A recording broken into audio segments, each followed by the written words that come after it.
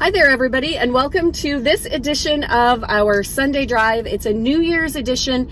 I know a lot of you will be setting some New Year's resolutions, or you'll be thinking about it. So I have Cora Whittington here with me, and she is going to give us some tips for setting and keeping those New Year's resolutions, or we have a little bit of a surprise for you on the New Year's resolution front as well. So sit back, relax, and enjoy this edition of the Sunday Drive, sponsored by Midtown Mattress in Lindsay.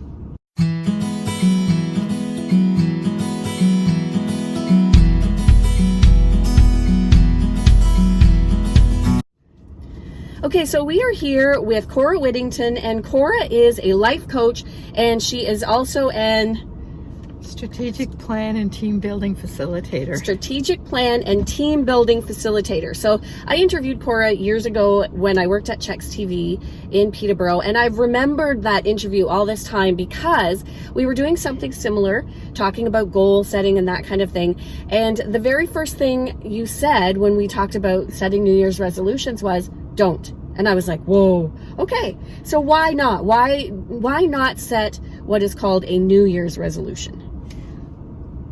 I think the key to the New Year's resolution, and why I say don't do it, is don't do it if you think you should.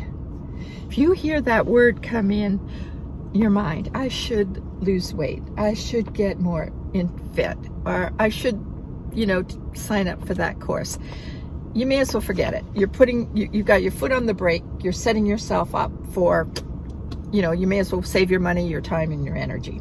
What you want to wait for is your knowing. And what's your knowing? That's that you just know inside that the time is right, and you know exactly where you're going, and you might not know how to get there yet, but you've got a clear picture in your future.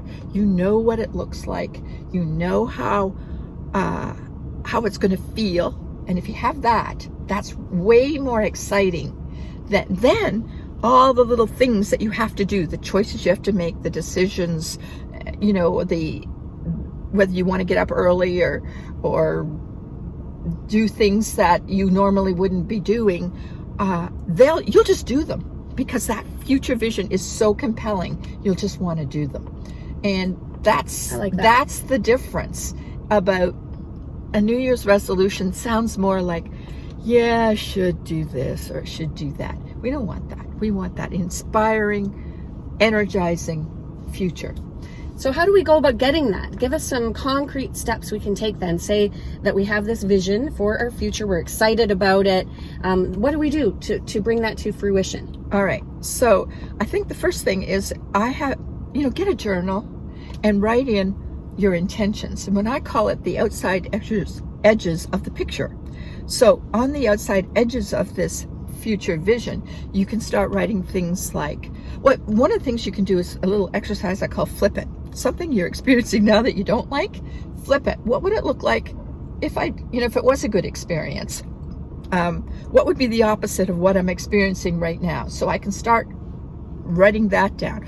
How would I feel in this experience? That's your first step, is to create this picture of what it looks like as if it's already happening right now.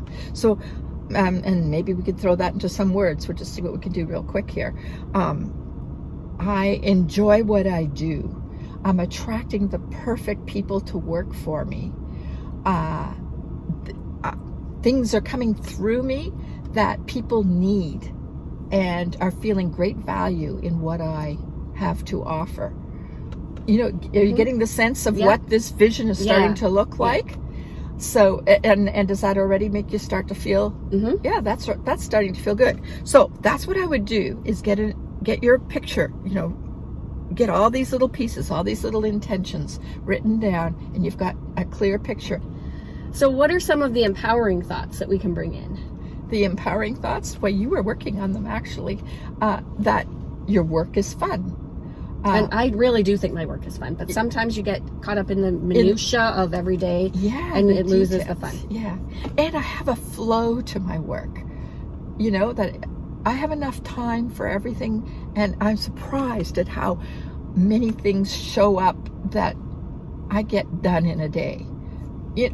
You know, you can play around with it anyway. I have one intention that I made years ago that I share a lot with people. When I first found it, and I'll tell you, it was in 1987. I had 3 little kids. I was not healthy. I was overwhelmed, and I found this little intention on the fridge, or it was a fridge magnet thing. And I've had it on my fridge, and I had it on my fridge for years. And it says, I have enough time, money, and energy to accomplish all my desires. I couldn't say not even one of them. I couldn't say I had enough time, didn't say I had enough money, and I sure as heck didn't have enough energy. And I put that on my fridge, and over the years, I lived into it. But then I had to upgrade it because I had just enough time and just enough money.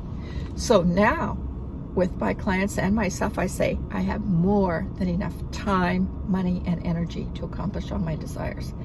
And you just let that percolate in your unconscious, and it will start to bring in the circumstances, the synchronicities, and it's amazing how one day you'll look at that and go, wow, was that an issue once?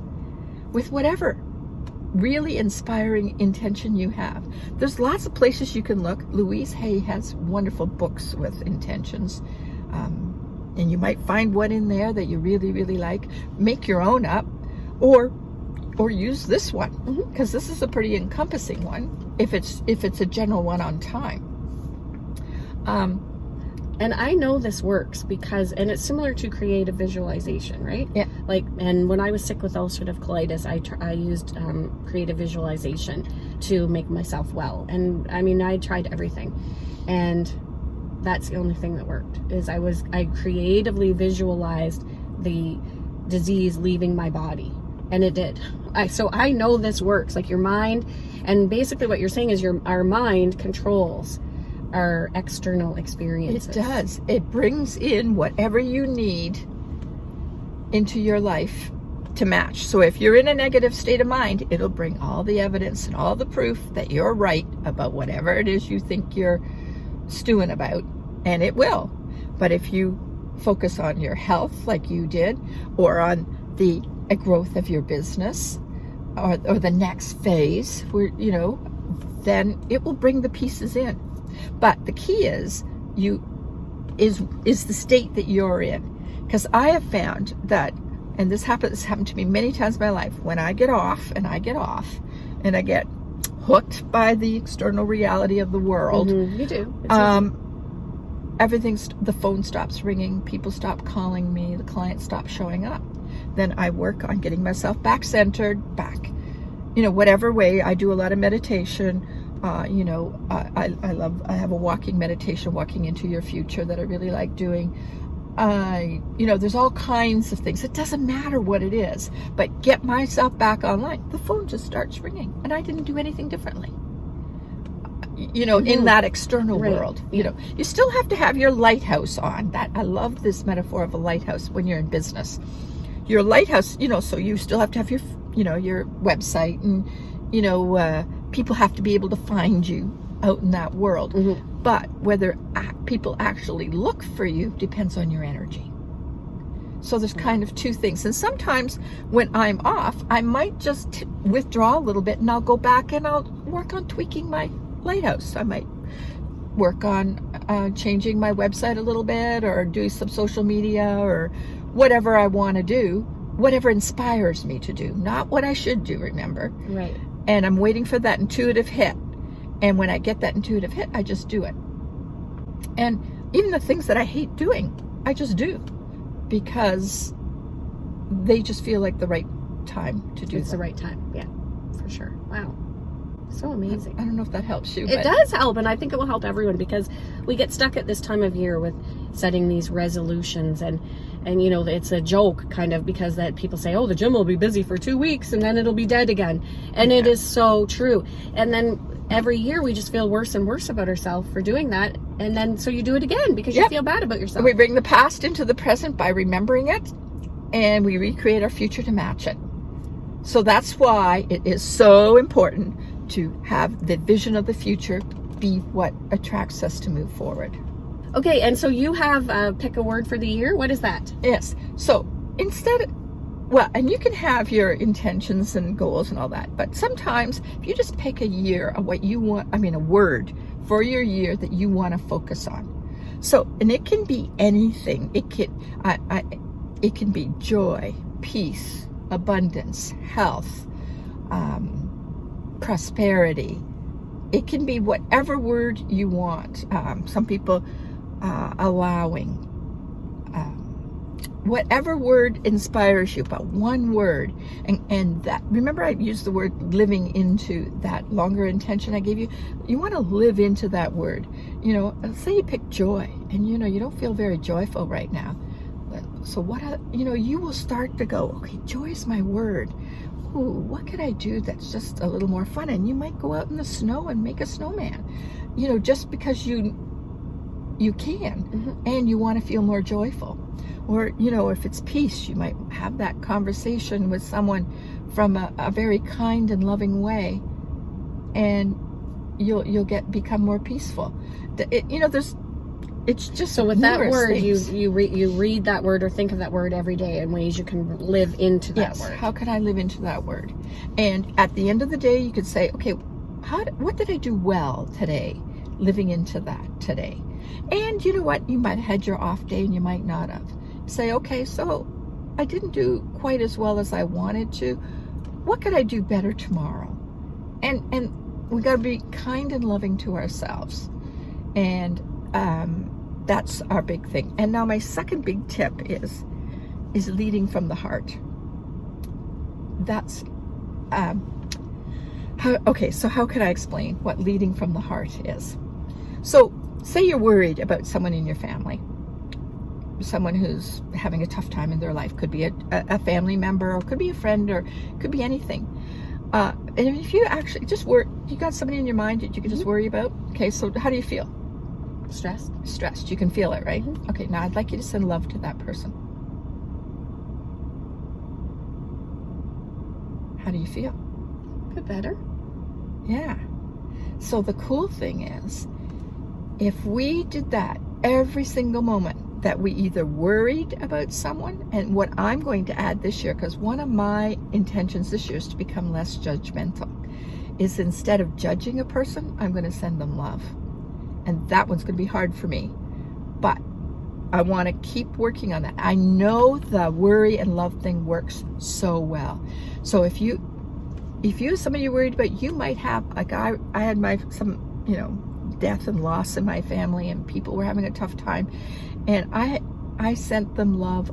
I had to think of it 100 times a day, because I do my little love thing, and I go back, but this, Right. this should be happening, and so sending love to people for two reasons. One, we're all one, we're all connected, so people will feel the love. You never even have to talk to people. You just have to send them love. And if we can also do that with judgment, wow. So Dr. Joe Dispenza actually does brain scans on people while they're worrying about people or loving people or judging people. And the brain scans are all scattered. So what we want when we do it from the heart, when we send love, the brain scans get, they call it coherent, Right. more even. And Wow, that's interesting. it's fascinating. Yeah. So leading from the heart, when we're feeling either worried, scared, feared, whatever, can shift everything. And it's something you can do at any given moment. I mean, you see somebody on the bus that's, stressed out. You can just send them love. You don't have to say a word to them. You can just send them love from wherever you are. And your brain will go into more coherence, which is beneficial to you. And that person will have a benefit and they'll never even know. And they don't need to. Amazing. And I think that's a good place to start 2020. Yes. Right? Is with sending love out into the universe and to others, for sure, and your loved ones, most definitely. So, If we send compassion, love to someone instead of worry, doubt, or anger, everything will shift. I love it. Thank you so much for joining us for this edition of our Sunday Drive. I really appreciate it, and I hope you got something from this. And if you would like to work with Coach Cora, we will have all the information on the bottom of the screen, and she can definitely help you out. Thank you so much for watching our Sunday Drive, everybody, and Happy New Year, and have a great 2020.